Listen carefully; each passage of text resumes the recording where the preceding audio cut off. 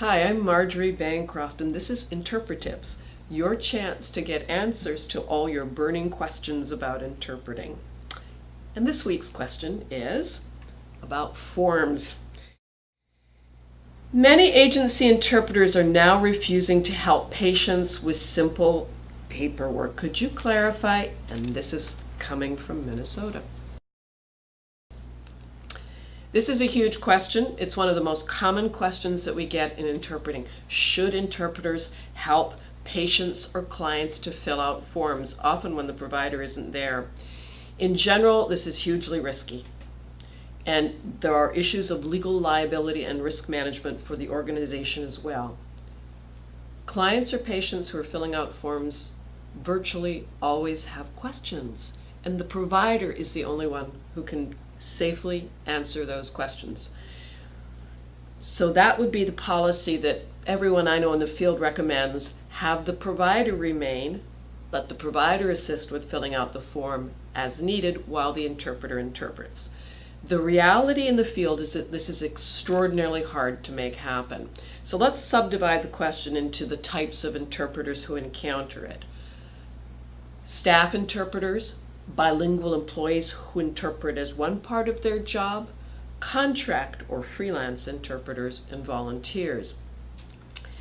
Now, in general, if you're a volunteer, unless you're also a professional interpreter, this is really dangerous, and you really shouldn't do it at all.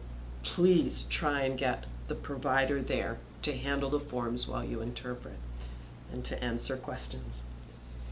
If you're a staff interpreter, for example, a hospital or a school system or a Department of Social Services, or a bilingual employee who interprets just as one part of your job, a lot of this is going to depend on, is helping out with forms part of your job description? Were you trained to do it? Is this institutionalized practice?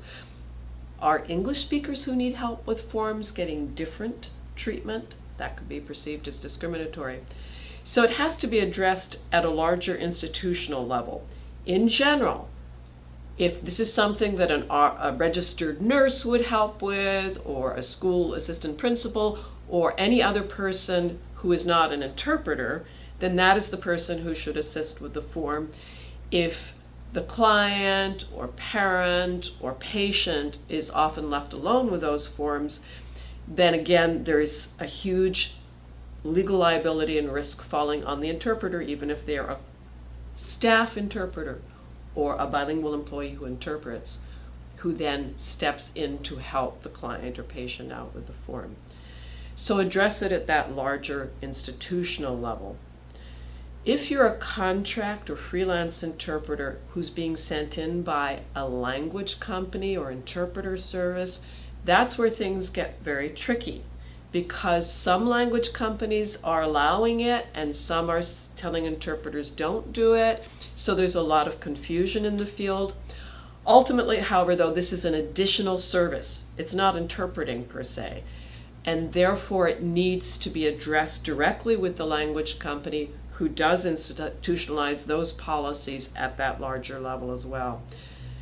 But it is, we all know it, a mess in the field. And you, the interpreter, if you try to advocate at a professional level, are doing the whole profession a service as well as yourself a service, if you can try and get everyone to understand that if there's a form to be filled out, the service provider is the person who should be there to help the client or patient, and you should be there simply to interpret the form. Good luck, and thanks for this question from Minnesota.